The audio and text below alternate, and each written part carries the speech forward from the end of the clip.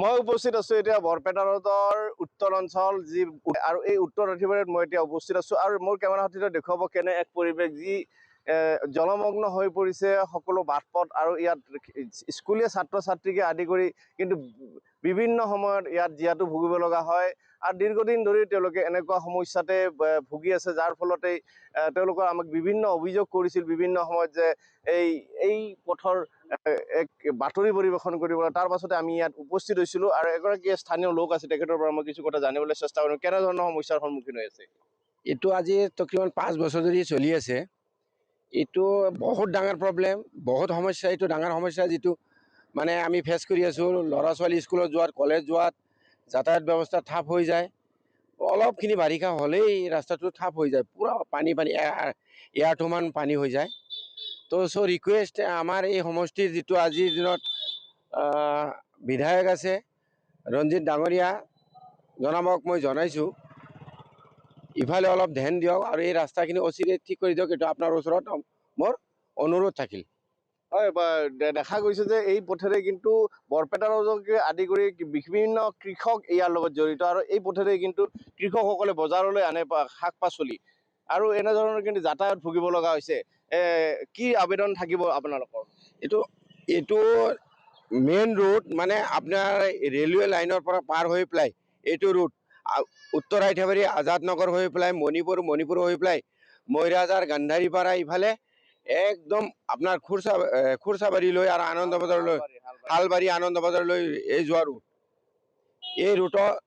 এই ৰোডটো ছেফ আছিল, কিন্তু আজি বাৰিষাৰ দিনত যি সমস্যা দেখা গৈছে সেই সমস্যাৰ কাৰণে এই ৰোডত বহুত ডাঙৰ প্ৰব্লেম হৈছে।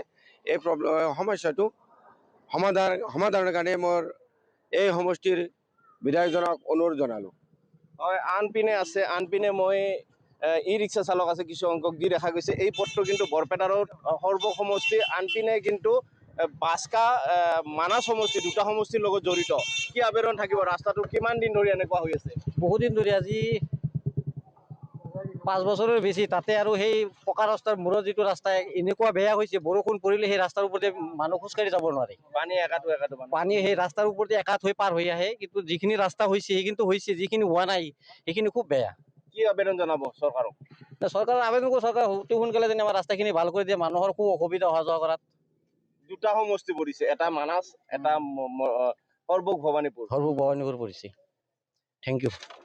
হয়, এইদৰে দেখা গৈছে যে বিভিন্ন সমস্যা তেওঁলোকে আমাক জনাইছে। তাৰপিছত আন একাংশ লোক আছে, তেওঁলোকক ইয়াত ই ৰিক্সা চালক আছে, তেওঁলোকৰ পৰা মই কিছু কথা জানো। সমস্যা কেনেকুৱা? সমস্যা তো খারাপই, দুনিয়ার পানি চানি হয়ে গেছে, গাড়ি চালাই হাঁটতেছি না, অসুবিধা হয়ে আছে। হয়, এইদৰে কিন্তু দেখা গৈছে যে যি বৰপেটা ৰোড আৰু ইয়াত হালবাৰী সংযোগী যি পথ, এই পথটো কিন্তু উত্তৰ আঠিয়াবাৰীৰ এক জলমগ্ন হৈ থাকে আৰু এয়া আজিৰ সমস্যা নহয়, এই সমস্যা কিন্তু যোৱা 5 বছৰ ধৰি আহিছে। কেনেকুৱা সমস্যাৰ সন্মুখীন হৈছে? একদম বেয়া, আমাৰ পানিৰ কাৰণে কোনো বস্তু চলাব নোৱাৰো। খেতিয়কৰ কেনে অৱস্থা? অৱস্থা বেয়া। কি কব? আমি কি কম স্যার, আমার কবলৈ বেছি কিছু নাই। রাস্তাটো আমার বনাব লাগে, ড্রেন হব লাগে, ড্রেনটো আমাক দিয়া নাই। ড্রেনের কারণে এনেকুৱা সমস্যা হৈ আছে।